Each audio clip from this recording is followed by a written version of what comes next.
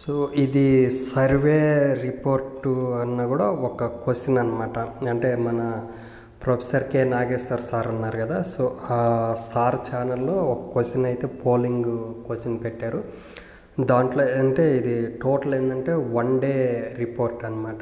So 1 day రిపోర్ట్లో ఏంటంటే ఇది నాకు తెలిసిన ఒక వ్యక్తి ఆ పోల్ వేసి ఆ స్క్రీన్ షాట్ అయితే పెట్టారు.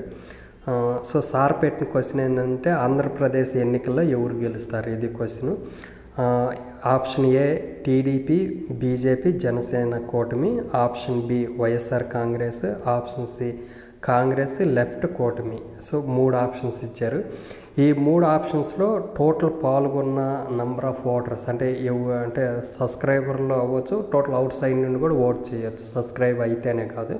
సో టోటల్ ఈ పోల్లో పాల్గొన్న వాళ్ళు వచ్చేసరికి 2,10,000 ఓట్లు. సో ఇది ఆల్మోస్ట్ శాంపిల్స్ అనే తీసుకోవచ్చు.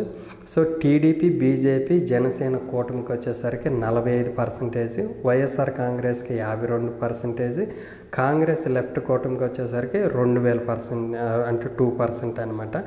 ఇది వచ్చి మే 10ని పెట్టారనమాట.